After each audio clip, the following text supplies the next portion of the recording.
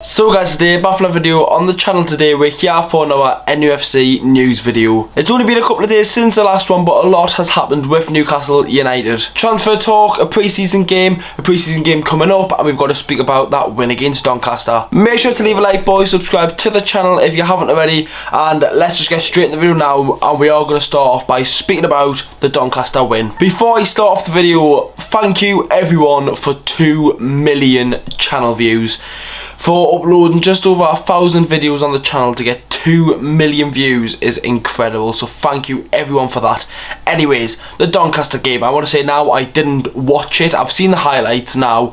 I've been away to Manchester on Friday night, and that's when the game was, so I didn't get to watch the game. I was just on pre-drinks while seeing the score, so I could see the score and everything, and we obviously won 3-2, and I've seen the highlights, and it was good. It was a good game, and I think we played really, really well. I just think if we had a full strength team, we would have probably won it 3-0. But I think we would have. I think if we had the goalkeeper in, a goalkeeper in who is first team and not a young'un. So we'll speak about the players' performances. Starting off, Ryan Fraser played a key game and a key moment in that game. Scored the goal, and it's his first goal and first time playing in front of Newcastle United fans. And I think he could be a really big help in a big part of our 21-22 season. If we can keep Ryan Fraser fit, he is a game changer. He is. No doubt about it. He can score goals, he can assist. He assisted Wilson's goal. He played well and he looked confident on that wing, and I think we've got to try and use him as best as we can. And Jamal Lewis got the assist for Fraser's first goal, and he also got the assist for the second goal. Great bit of work from SAINT-MAXIMIN on the wing. Plays it into Jamal Lewis, who passes it to Sean Longstaff, who puts it in the back of the net. So we're 2-0 up. They score. I can't remember. It was a header, I think, and went into half time 2-1 up. Going into the second half, Wilson scores with all the away fans. 3,000 fans there.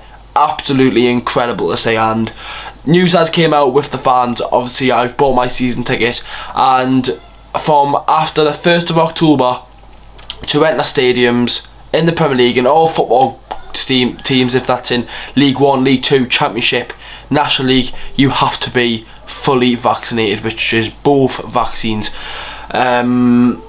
So obviously for the COVID restrictions and whatnot. I've had my first one. I haven't had my second one yet. I can't get my second one yet, obviously, because I've had my first one, I think 2 weeks ago now. So I'm waiting to get my second one done, and then we are ready to be away. But we've got games coming up. We've also, because obviously we've got another pre-season game on Tuesday night, which I will be able to make a video straight after.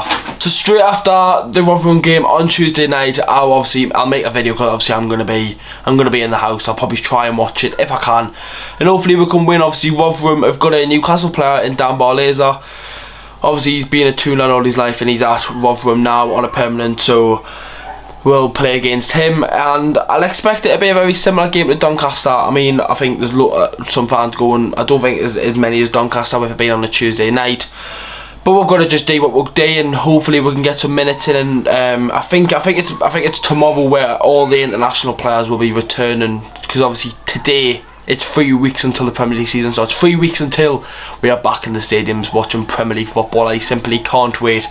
But for Tuesday night, I'm hoping to see some players who haven't played in a while. I'm not sure when it'll be the end of the isolation for Freddie Woodman and Mark Gillespie. It'll be good to we need them to get some game time under their belt. Really, we do. We need because obviously Darlow looks to be not fit for the season. So it's either Gillespie or Woodman to look to start, and for me it's got to be Woodman, but we don't know the full situation yet. Rotherham on Tuesday night, it should be an important game. Hopefully we can get another win. But now let's speak about a little bit about transfer news. With the Premier League season starting in 3 weeks today for Newcastle United, we still are yet to sign a first team player. We've signed 3 youngsters, and that's it. We've sold players, which we'll get onto. Starting off, we Joe Willock. Joe Willock's a massive one, and it looks like Steve Bruce is just reserving everything that he's got to say and just sort of blaming it on Arsenal. But if Newcastle United wanted Joe Willock so bad, they would do anything in their hands to get their hands onto Joe Willock and get him back to the club if it's on a loan or whatever. They'll do anything.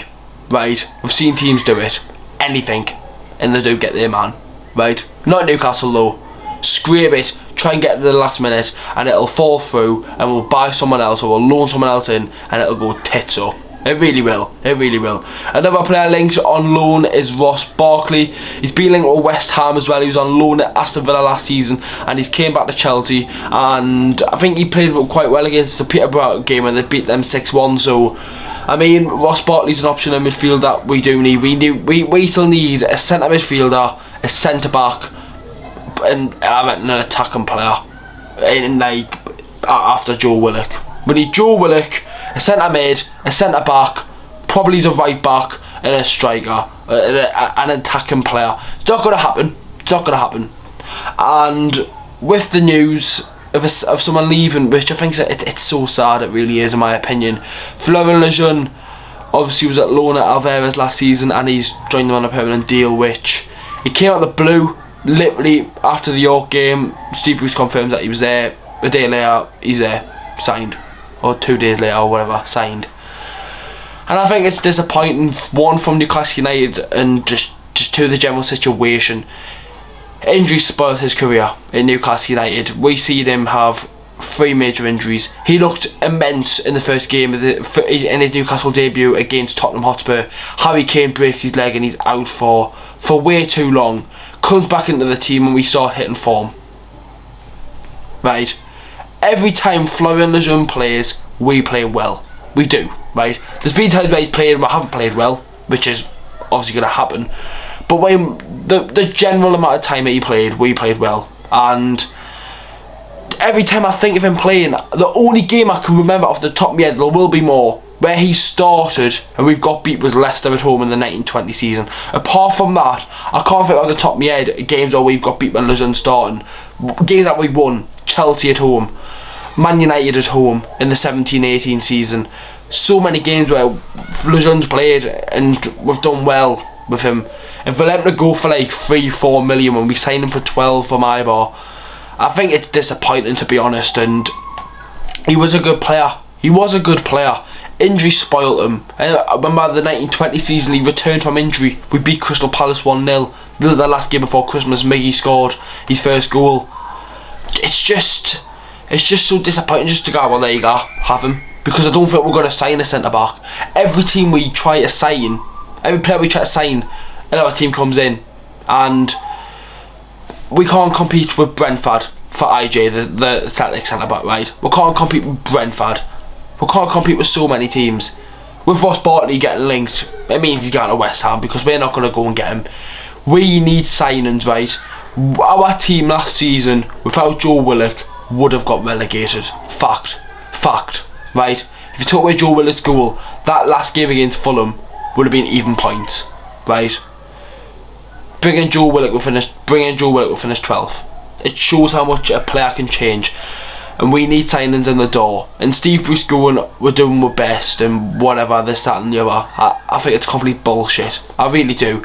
And we always a team to sign last and take the piss to sign players. We always are. We signed Wilson, our first signing of last season, 6 days before the season started. 6 days. We need to get signed in the door now. One, to get them used to the squad in pre-season and avoid them in the deep end straight in the Premier League, because that's what happened with Jamal Lewis, right? I think if Jamal Lewis had a pre-season at Newcastle, he would have had a better season last season. He's had a pre-season with Newcastle now, so I think he'll do better this season. But players need a pre-season with new teammates and stuff that we do. It's facts. We just need that support around the staff and stuff. Go straight into the deep end in the Premier League game. It's going to be hard. And then for it to be the first game back at home against West Ham, the atmosphere is going to be electric. Can the new players handle it if it's their first time being in Newcastle? Who knows? But lads, that is the end of the video. A long quick one. I mean, I've had a really good weekend out and away and out on the drink and stuff, but yeah, I do enjoy sitting down and having a good talk video. So there'll be no video Monday, but there will be a video out Tuesday night for the Rotherham game, so make sure to stay tuned on that. Anyways boys, I'll see you all in the next one. Have a good one.